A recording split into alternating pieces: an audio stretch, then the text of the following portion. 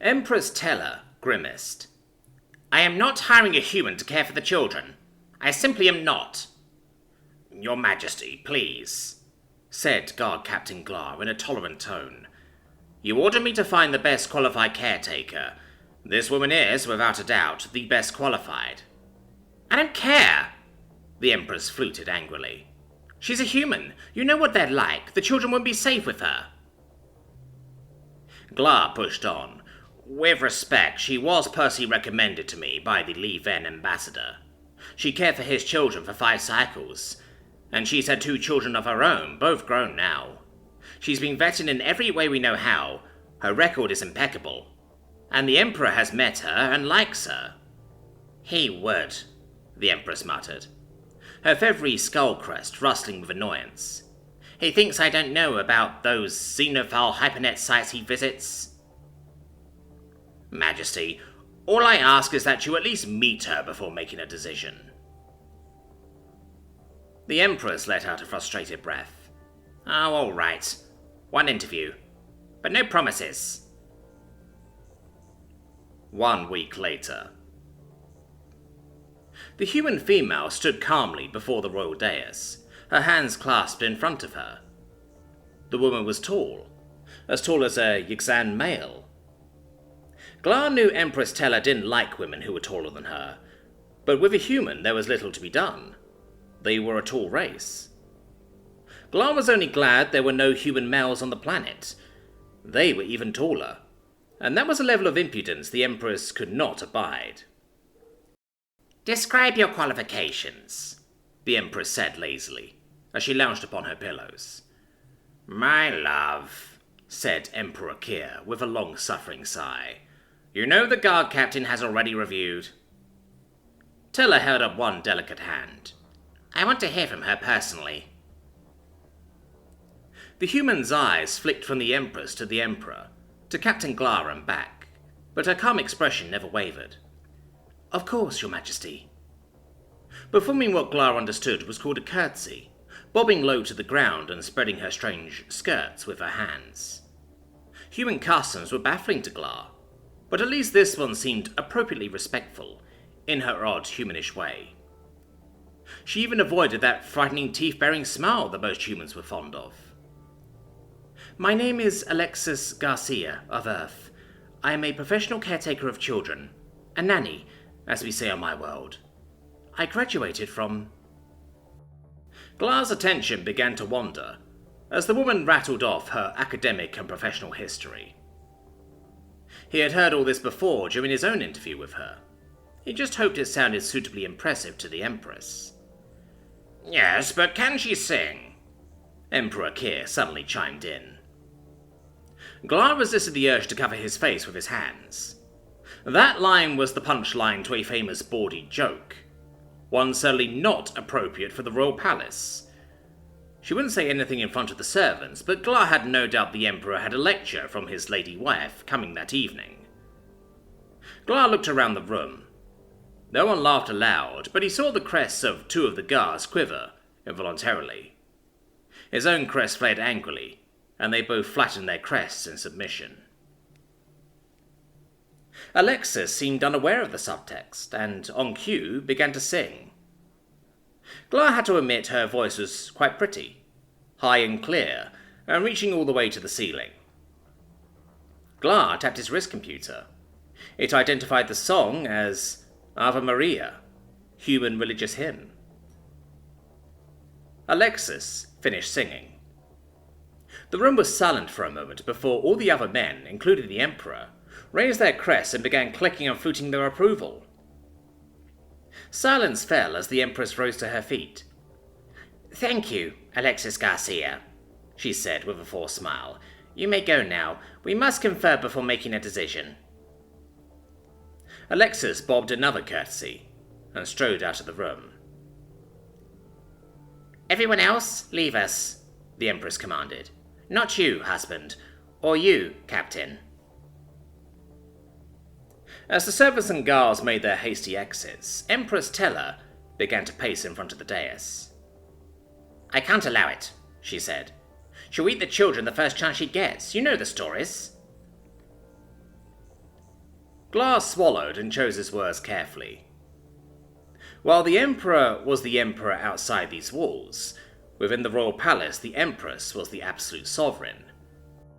She could legally murder him with her own claws if she chose. "Majesty," he began cautiously, "I can say with some authority that those stories are quite untrue.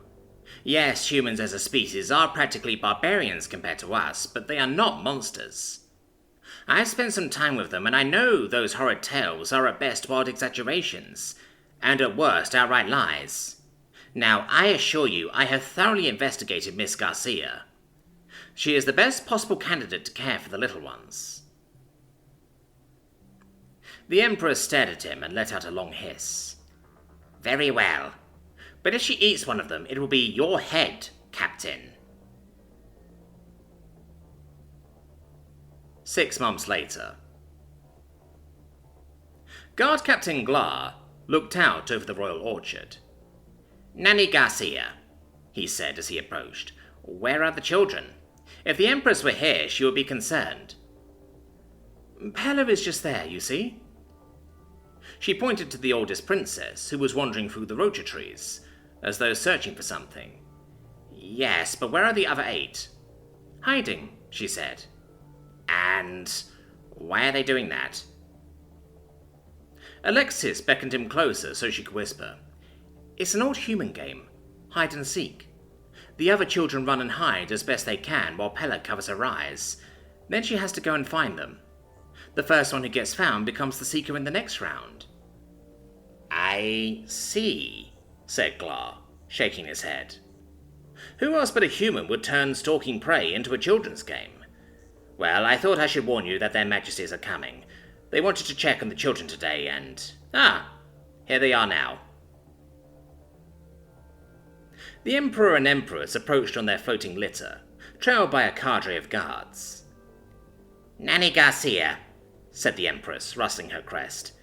"Don't tell me you've lost the children already." "Not at all, your majesty," she said, and explained the concept of hide-and-seek again. Glar silently prayed. "Well," said the Empress, "it sounds harmless enough, but I wish to see them now." "Of course, majesty. I will summon them at once." Alexis turned towards the orchard, cupped her hands around her mouth, and in a stentorian bellow shouted out, "Ollie, Ollie, Oxenfree!" Every Yixan there clapped their hands over their ears and jumped a step back from the human. Glar had no idea she could shout so loud. As if by magic, all the royal children came tumbling out of bushes and trees, and scrambled over to join the adults. Pella, Bella, Tor, Ger, Gren, Neil, Vala, Val, and little Ut all lined up in hatchling order before their parents, who began to question them about the day's activities. Glar and Alexis stepped back to give the royal family their space. Alexis stepped close to him. Very close. "You know," she said in a low murmur, "tomorrow is my day off." "Yes," said Glar, definitely not looking at her. "Mine as well." Isn't that a funny coincidence?" She brushed her shoulder against his. "Indeed," he said. "Eyes forward, don't look." 4th time in a row our break days have lined up. Almost like someone has been manipulating the staff work schedules. I wonder who could be doing that. It wasn't a question. He could see her batting her big blue eyes at him out of the corner of his own eye. Glar sighed. She knew perfectly well that he was the one in charge of shift scheduling. He cleared his throat. "Alexis Garcia, would you like to join me for sunset meal tomorrow?" She intertwined her fingers with his. "I would love to." 6 months later. Alarms blared. Glar raced down the hall, his skull crest fully extended. He prayed he wasn't too late. Their majesties would be here soon. He prayed again. He didn't want them to see what he feared he would find in the nursery.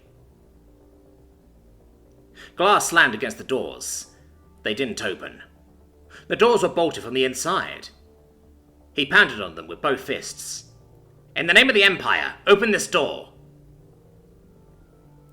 More guards arrived, one with a cutting lance. He cleaved swiftly through the massive deadbolt and kicked the doors in. Everyone reeled back at what they found. There were bodies on the floor, but not the children. They were nowhere to be seen. Instead, the intruders lay strewn about in cooling pools of blood.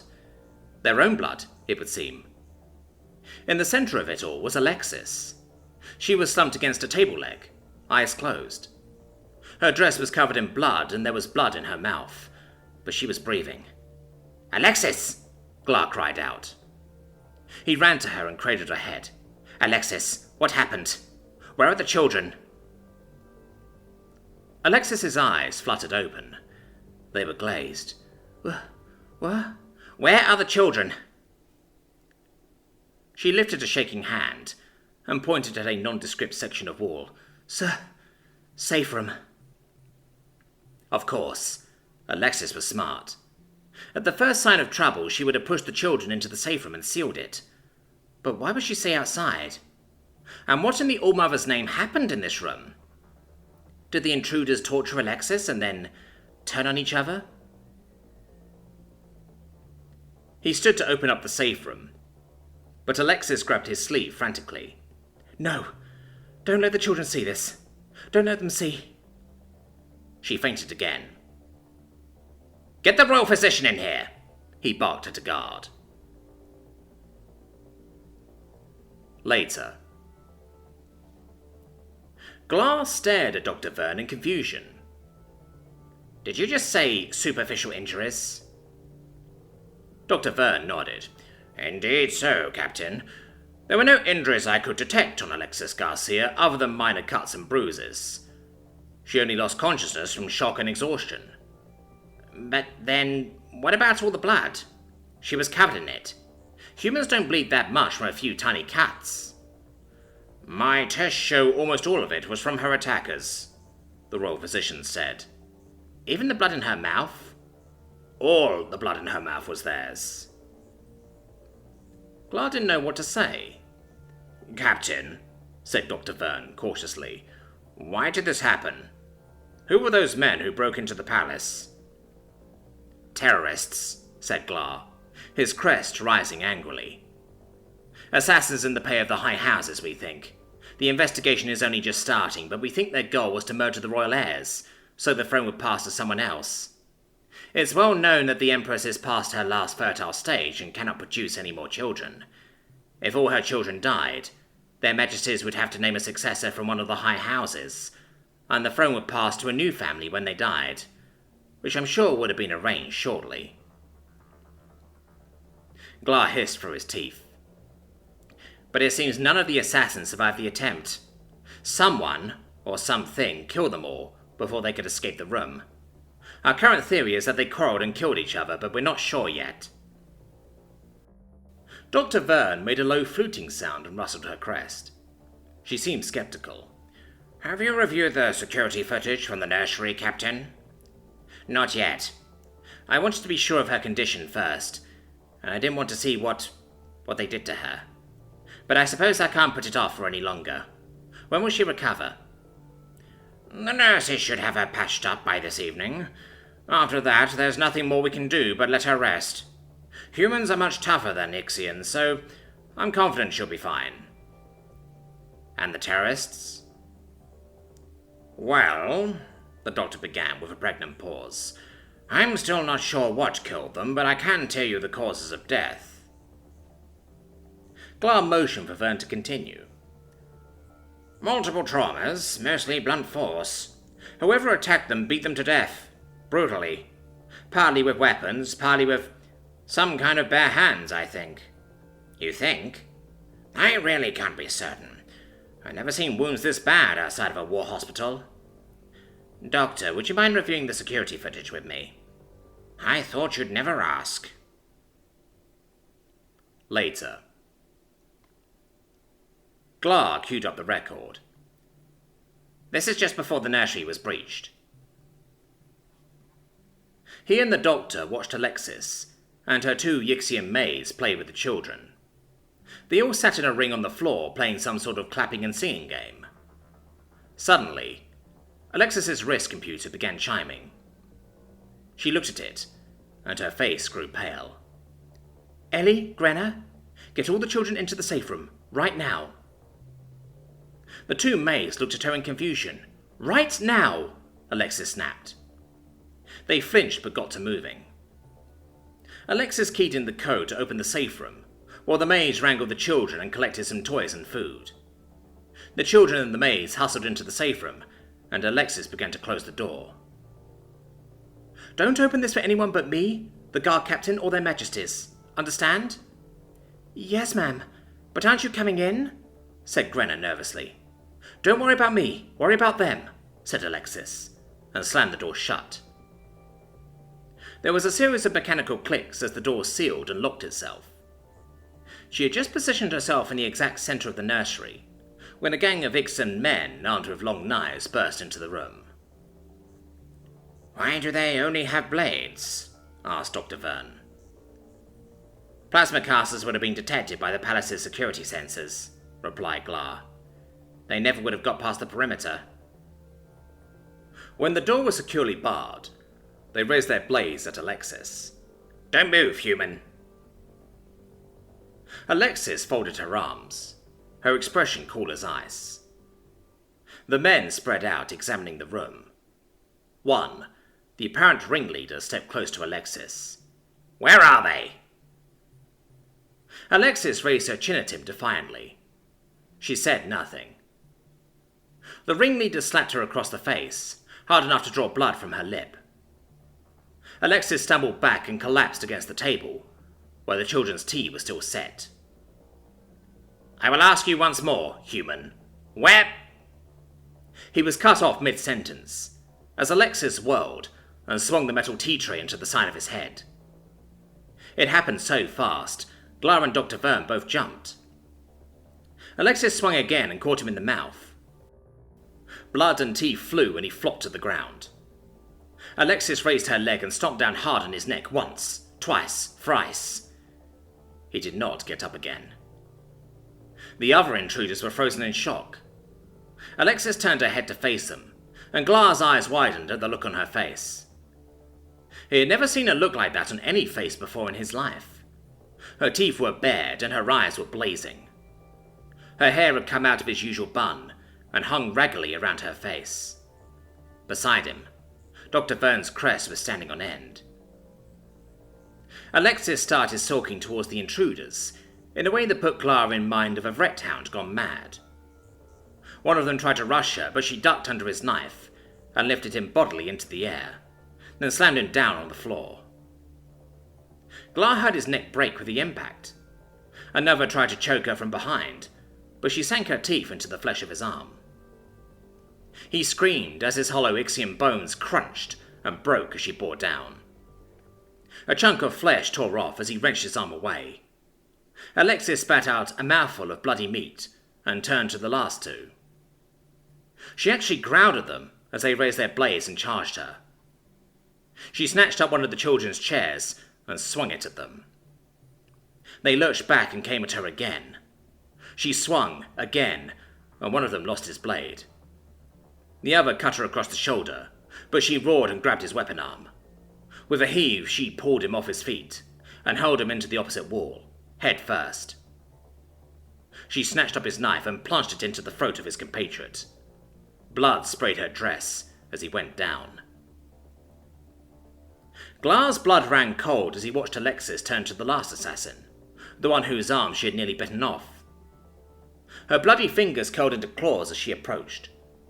He tried to scramble away, but she pounced. She grabbed him by the back of his skull and began slamming his head against the floor, again and again and again and again, until he was a bloody smear across the stones. With all the assassins dead, Alexis stumbled back to the center of the room. She leaned over the table, vomited, then slowly slid to the floor.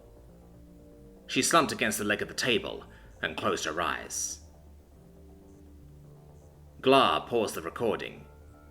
He and Dr. Verne sat in silence for several moments. I had no idea, the doctor began.